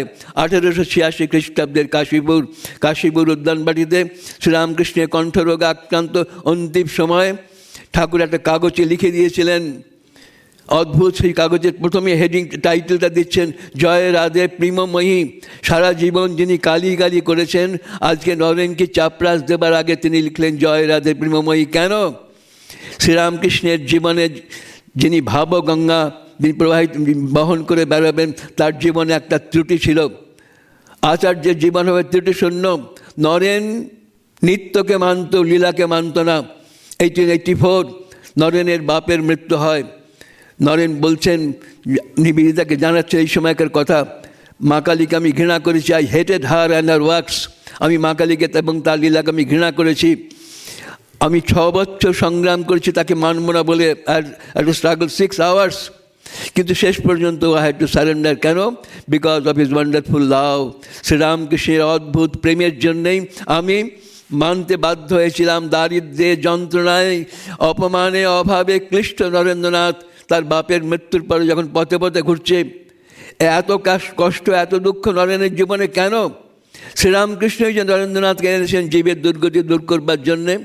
যিনি জীবের দুর্গতি দূর করবেন, তার যদি ব্যক্তিগত দুঃখের সম্পর্কে অভিজ্ঞতা না থাকে, তিনি কী করে জীবের দুর্গতি বুঝবেন? কি যাতনা বিষয় বুঝিবে সে কি সেই কবু আসিবি সে ধ্বংসে নিজারে। এই দুঃখ দূর করবার জন্যে, দুর্গতি দূর করবার জন্যে যিনি অখণ্ডের ঋষিকে টেনে এনেছেন মর্তে, তার ব্যক্তিগত জীবনে দুঃখের অনুভূতি হোক। সে জানুক কাকে বলে দুঃখ, কাকে বলে অভাব, কাকে বলে অনটন, কাকে বলে অপমান। এই অপমানের জ্বালায় জর্জরিত করে, যন্ত্রণায় নিষ্পেষিত করে শ্রীরামকৃষ্ণ অগ্নিশুদ্ধ করেছিলেন বিবেকানন্দকে। এই কষ্টে, দুঃখে, যন্ত্রণায় নরেন বুঝলেন এর নাম দুঃখ, এর নাম অপমান, এর নাম যন্ত্রণা, এর নাম অভাব। এই অভাব, যন্ত্রণার দুঃখ দিয়েছিলেন শ্রীরামকৃষ্ণ। আর শ্রীরামকৃষ্ণ নয়, কালী নিজেই। নরেন বলছেন নিবেদিতাকে যে at that time I have a very bad time, আমার সেই সময় খারাপ। কেন? আমার বাবা মারা গিয়েছেন দারুণ দুঃসময়। And she took that advantage. মা কালী সেই সুযোগটা নিয়েছিলেন। শ্রীরামকৃষ্ণ বলেছিলেন তুই মায়ের গোলাম হবি। নরেন মা কালীকে মানতেন না। এই নরেনের জীবনে ফাঁক, নিত্যকে মানে, লীলাকে মানে না। লীলা ছাড়া নিত্য হয় না। সেই লীলাকে মানানোর জন্যই শ্রীরামকৃষ্ণ নরেনের জীবনে এই দুঃখের অভিঘাত, এই যন্ত্রণায় তাকে জর্জরিত, নিষ্পেষিত করেছিলেন। লীলাকে মানানোর জন্যে সেই নরেন তার মায়ের ইচ্ছায়, তার নিজের গর্ভধারণের ইচ্ছায় ঠাকুরের কাছে এসে বলেছিলেন, সংসারে বড় অভাব, তুমি একটু তোমার মাকে বলো না যাতে এই সংসারে একটু অভাব ঘটে। ঠাকুর তখন হেসেছিলেন, মিচকি হাসেন, আমার মা, তুই তো মাকে মানিস না। যদি সত্যি সত্যিই তুই অভাব হাতে নিষ্কৃতি পেতে চাস, তুই নিজে গিয়ে মাকে বল। মা স্বেচ্ছাধীন অনন্ত শক্তির অধিকারী, তিনি যা ইচ্ছা তাই করতে পারেন। আজকে মঙ্গলবার, পবিত্র দিন, তুই মার কাছে গিয়ে যা চাইবি তাই পাবি। এই অভয় আশ্রয় শ্রীরামকৃষ্ণ, অনাথ শরণ শ্রীরামকৃষ্ণ, বিপদ তারণ শ্রীরামকৃষ্ণ সেদিন নরেন্দ্রনাথের দুঃখের হাত থেকে নিষ্কৃতির পথের সন্ধান দিলেন। তুই মা ছাড়া ছেলে, তুই মাহারা ছেলে, তুই ঘর হারা ছেলে, তুই ফিরে পা তোর ঘর, তুই তোর মাকে ফিরে পা। মা ছাড়া জগতের কেউ নেই, আর আমার এই মাই সব, আর তুইও আমার সব। তাই তোকে আমি আজ মার চরণে ঘাড় ধাক্কা দিয়ে ঠেলে দিচ্ছি। ঠাকুর পাঠিয়ে দিলেন নরেন্দ্রনাথকে মায়ের কাছে। এই প্রথম নরেন্দ্রনাথের মাতৃদর্শন। শ্রীরামকৃষ্ণ কৃপায়, শ্রীরামকৃষ্ণ করুণায়, শ্রীরামকৃষ্ণের ইচ্ছায় সেদিন নরেন্দ্রনাথ যখন মায়ের সামনে গিয়ে দাঁড়ালেন, তখন তার অদ্ভুত দর্শন হলো। তিনি দেখলেন পাথরের মা নন, তিনি জাগ্রত, জীবন্ত, চৈতন্যময়ী, জল করছেন তার সামনে দাঁড়িয়ে। নরেন ভুলে গেলেন কি চাইতে এসেছেন। নরেন্দ্রের জীবনে প্রথম চৈতন্যময়ী কালীর দর্শন। নরেন ভুলে গিয়ে দুঃখের অভাবের কথা চাইলেন, বিবেক দাও, বৈরাগ্য দাও, জ্ঞান দাও, ভক্তি দাও। সাষ্টাঙ্গে জীবনে প্রথম প্রণাম করে মায়ের কাছে এই প্রার্থনা। ফিরে এলেন, ঠাকুর বললেন চেয়েছিস? ভুলে গিয়েছি। পর 3 বার যখন হচ্ছে তখন ঠাকুর বললেন যা এবার শেষবার, এবার গিয়ে চা। নরেন এই 3য় বার যখন গেলেন তখন মনে থাকলো, চাইলেন না বলে মার ঠাকুর বলছেন ভগবানের কিছু হুকুমরা চাইতে হয়, চাইবো না। ওই তখন নরেনের সে অভিজ্ঞান হয়েছে, সেই চৈতন্য লাভ হয়েছে। যদি ভগবানের কাছে চাইতে কিছু হয়, ওই চাই। জ্ঞান দাও, বৈরাগ্য দাও, বিবেক দাও, ভক্তি দাও, মুক্তি দাও। এই ফিরে এসে ঠাকুরের কাছে তখন নরেন একদম খুব লাল চোখ করে বলছে, বুঝেছি তোমারই খেলা, তুমিই ভুলিয়ে দিচ্ছ আমাকে বারবার, এবার তোমাকেই আমাকে এই দুঃখের হাত থেকে বাঁচাতে হবে। সত্যিই তাই, ঠাকুরই তো তাকে দুঃখ দিয়েছেন, তাকে কষ্ট দিয়েছেন, যন্ত্রণা দিয়েছেন, যন্ত্রণা দিয়ে দেখিয়েছেন বড় দুঃখ কষ্ট কাকে বলে। তাই ঠাকুরকে সে বলে তোমাকেই মেটাতে হবে। আর ঠাকুরও আশ্চর্য, কোনো কথাতেই কখনো বলতেন না মায়ের ইচ্ছা ছাড়া। সেদিন কিন্তু বললেন যা, আজ থেকে তোদের মোটা ভাত কাপড়ের অভাব থাকবে না। বললেন না মায়ের ইচ্ছায়, তারই ইচ্ছায় এই অঘটন। আর সে অঘটন থেকে মুক্ত করবার জন্য তিনি নিজেই বলেন আজ থেকে তোদের মোটা ভাত কাপড়ের অভাব হবে না। নরেন্দ্রনাথ নিশ্চিন্ত হলেন। তারপরেই গাইতে লাগলেন গান। একটা গান শোনা ঠাকুরকে, ঠাকুরের সঙ্গে গান গাইতে লাগলেন। আমার মা তং হি তারা, ডুয়েট, দ্বৈত সঙ্গীত। তার মধ্যে একটা লাইন আছে, তুমি দুর্গমেতে দুঃখহারা। গান গাইতে গাইতে নরেন ঘুমিয়ে পড়লেন। কিছুক্ষণ পরে যখন ঘুম থেকে উঠেছেন তাকিয়ে দেখছেন ঠাকুর নাচছেন, হাত তালি দিয়ে গাইছেন। জানো নরেন কাল কালী মেনেছে। অঘটন ঘটন। যে ব্রাহ্মণ নরেন ঠাকুর মা কালীকে পুতুল বলতো, সে কালী মেনেছে। আনন্দে আত্মহারা ঠাকুর সেদিন। তার নরেন মাহারা নরেন মাকে পেয়েছে, ঘর ছাড়া নরেন ঘরকে পেয়েছে, পথ হারা নরেন পথ ফিরে পেয়েছে। তাই আনন্দে আপ্লুত শ্রীরামকৃষ্ণ নাচছেন আর বলছেন জানো নরেন কাল কালী মেনেছেন। তারপরেই শ্রীরামকৃষ্ণ বলছেন তামুক খাবো। একটা হুঁকে নিয়ে দেওয়া আছে, হুঁকোটা হাতে নিয়েই নরেন ঠাকুর একটা টান দিয়ে হুঁকোটা সরিয়ে কলকাটা হাতে নিয়েছেন। এবার নরেনের ভাষায় বলি, ঠাকুর হুঁকো হাতে কলকাটা হাতে লিয়ে আমার কাছে প্রায় কোল ঘেঁষিয়া প্রায় কোলের ওপরই বসিয়া পড়িলেন। বসিয়া আমাকে বলিতে লাগিলেন, একটা নিজে দিয়া পেছনে আমার দিকে কলকাতা দিয়ে বলছি খা খা, আমার হাতে তামুক খা। নরেন বলছি সে কি মশাই, আপনার হাতে তামুক খাবো? তখন ঠাকুর শোনাচ্ছেন অদ্ভুত কথা, তোর তো ভারী হীনবুদ্ধি, তুই আর আমি কে আলাহিদা। আমি ভাষা বলছি, বইয়ের ভাষা। তুই আর আমি কে আলাহিদা, গঙ্গার জলের উপর একটা লাঠি ফেলিয়া দিলে কি জল কি দুটো হইয়া যায়? দেখছি কি জানিস, এটাও আমি ওটাও আমি। এই শ্রীরামকৃষ্ণ আর নরেন্দ্রনাথ একই। শ্রীরামকৃষ্ণের অভিজ্ঞান, তুই আর আমি কে আলাহিদা, তোর তো ভারী হীনবুদ্ধি, দেখছি কি জানিস এটাও আমি ওটাও আমি। এই শ্রীরামকৃষ্ণের দৃষ্টিতে সেই নরেন্দ্রনাথ 1886-তে কাশীপুরে ঠাকুরের কাছ থেকে যখন চাপরাস পেলেন, নরেন শিক্ষে দিবে, দূরে রহিবে, হাঁক পাড়িবে। এই 1886 আগস্টের 16 তারিখে মাঝরাতে, তার 15 তারিখ মাঝরাতে তার শরীর ত্যাগ হয়। তার কয়েকদিন আগেই চাপরাস লিখে দিয়েছিলেন জয় রাধে প্রেমময়ী। আর তাতে লিখলেন যখন দূরে রহিবে হাঁক পাড়িবে। 1886 আগস্ট, 1893 11 সেপ্টেম্বর, কত বছর পরে, কত হাজার মাইল দূরে, যখন দূরে রহিবে 1000 মাইল দূরে হাঁক পেরেছিলেন my sisters and brothers of America. সেই একটি হুঙ্কারে সমস্ত সেই সময়কার সহস্র সহস্র বুধমণ্ডলী ভাষা আছে, বুধমণ্ডলী তারা আপ্লুত হয়ে বহুক্ষণ ধরে করতালি দিয়েছিল। তাদের প্রাণের ভাষা, তাদের মনের ভাষা। সেদিন স্বামীজি বলেছিলেন ভাই আর বোন, এই নরেন্দ্রের হুঙ্কারের কথা শ্রীরামকৃষ্ণ চাপরাস লিখে দিয়েছিলেন। একজন লিখছেন যার পরনের কাপড় ঠিক থাকে না, কিন্তু একটা বিষয়ে তিনি কত হুঁশিয়ার, যাকে তিনি পাঠাচ্ছেন বিশ্বসভায় দাঁড়িয়ে বলবার জন্যে, তার জন্য তিনি পাওয়ার অফ অ্যাটর্নে লিখে দিচ্ছেন নরেন শিক্ষে দিবে। সেই নরেন শিক্ষা দেওয়ার জন্যেই শ্রীরামকৃষ্ণের জন্যে চিহ্নিত পুরুষ। কয়েকদিন পরেই নরেন বলছেন, এই ঠাকুরেশ্বরী যাওয়ার 2 দিন আগে নরেন বলছেন ঠাকুর আমাকে ডাকিয়া লইয়া ঘরে বসিয়া বলিলেন দরজা বন্ধ করিতে। আমি দরজা বন্ধ করিবার পর ঠাকুর আমাকে সম্মুখে বসাইয়াই হঠাৎ তিনি ভাবস্থ হইয়া আমাকে স্পর্শ করিলেন। আমি বাহ্য জ্ঞান হারাইলাম। তখন একটা অনুভূতি হয়েছিল যে একটা বিদ্যুৎ তরঙ্গ শ্রীরামকৃষ্ণের শরীর থেকে নরেনের শরীরে প্রবেশ করছে। যখন জ্ঞান ফিরিয়া পাইলাম, দেখিলাম ঠাকুরের চোখে জল। তিনি মৃদুকণ্ঠে বলিতেছেন তোকে আমি সর্বস্ব দিয়া ফতুর হইলাম। কি হলো? এই শ্রীরামকৃষ্ণ শক্তিরূপে নরেন্দ্রনাথের শরীরের মধ্যে অন্তঃপ্রবিষ্ট অনুপ্রবিষ্ট হলো। শরীর একটা থাকলো না নরেন্দ্রনাথের, কিন্তু শ্রীরামকৃষ্ণ নিজেই শক্তিরূপে নরেন্দ্রের মধ্যে সঞ্চারিত হয়ে পরকায় প্রবেশ শাস্ত্রে আছে। তিনি নরেন্দ্রের শরীরে প্রবিষ্ট হয়ে নরেনের তিনি ঠাকুর বলেছিলেন, তোর ঘাড় পারবে, তোর হাড় পারবে। নরেন্দ্রের ঘাড়ে চেপে নরেন্দ্রের হাড়ের মধ্যে প্রবিষ্ট হয়ে শ্রীরামকৃষ্ণ তাকে সারা পৃথিবী ঘুরিয়ে নিয়ে বেরিয়েছেন। শেষ করে আনি নরেন্দ্রনাথ বলছেন, এই আমার ঘাড়ে চেপে আমার হাড়ে চেপে তিনি 5 মিনিট আমাকে স্থির হয়ে থাকতে দেননি। সেই কালী, যে কালীকে আমি ঘৃণা করেছি, সেই কালী সুযোগ বুঝে আমার ঘাড়ে চেপে আমাকে 5 মিনিট স্থির হয়ে থাকতে দেননি, আমাকে ঘুরিয়ে নিয়ে বেরিয়েছে। সেই কালী হচ্ছে শ্রীরামকৃষ্ণ। শ্রীরামকৃষ্ণ কালী নরেনের মধ্যে সঞ্চারিত হয়ে নরেনের ঘাড়ে চেপে সারা ভারতবর্ষ শুধু নয়, 1890 থেকে 1892 ডিসেম্বর পর্যন্ত নরেনকে সারা ভারতবর্ষে ঘুরিয়েছেন। 1892 ডিসেম্বরে কন্যাকুমারীর শিলাসনে যখন তিনি সেই ঠাকুর নরেনের জীবনে দেবতার পরিবর্তে মানুষকেই বসিয়ে দিয়েছিলেন, নরেন যখন সেই অনুভূতি হলো, তখন আমেরিকার সেই ধর্মসভার কথা নরেনের মনে এসেছে। তিনি চাইছেন যাবেন, তখনও শ্রীরামকৃষ্ণ তিনি সমুদ্রের তরঙ্গে উঠে দাঁড়িয়ে ইঙ্গিত করছেন, আয়। ঠাকুর সেখানেও আছেন। ঠাকুরের দৃষ্টি থেকে নরেন দূরে সরে যায়নি। নরেন দেখছেন ঠাকুর তাকে ডাকছেন। তারপরেই তিনি বিদেশে গিয়েছেন। 1893 11 সেপ্টেম্বর থেকে শুরু হয়েছে তার সে ধর্ম মহাসভার প্রচার, বিশ্বের কাছে বিশ্বজনীন শ্রীরামকৃষ্ণের বার্তা প্রচার। শ্রীরামকৃষ্ণ কিন্তু তখনও আছেন, ছাড়েননি নরেন্দ্রনাথকে।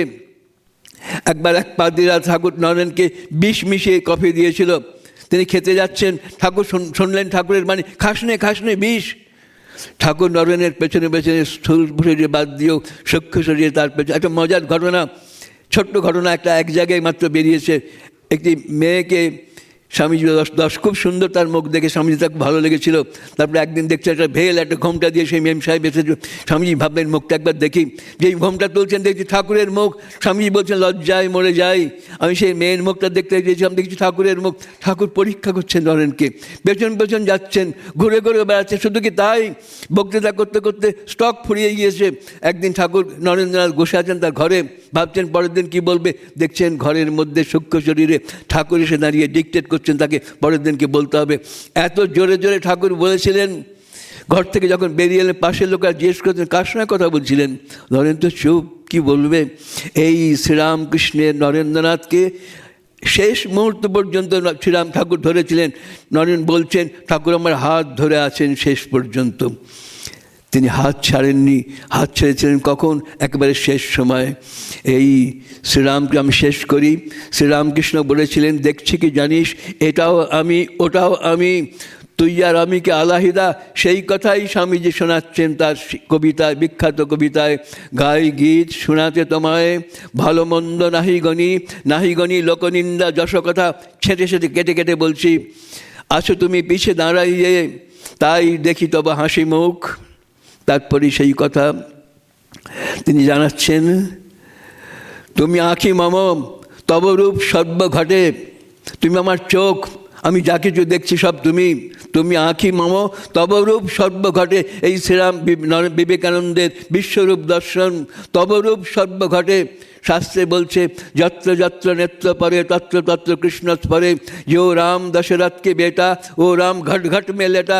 এই রাম সব ঘটে আছেন, কৃষ্ণ সর্বত্র আছেন। আর স্বামীজি বলছেন, তব রূপ সর্বঘটে, আমি সর্বত্রই দেখছি তুমি আমার চোখ, এই চোখ ফুটিয়েছে তুমি আমার জীবনে সেই ব্রহ্মদর্শন আত্মদর্শন।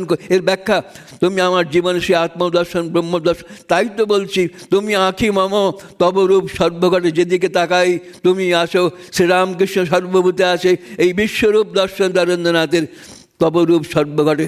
তারপরেই প্রভু তুমি, আমি মাঝখাটুকু বাদ দিয়ে দিলাম, প্রভু তুমি প্রাণ সখা তুমি মোর, বাণী তুমি বিনা পানি কণ্ঠে মোর। আমার যা কিছু কথা বলা সবই তোমার কথা।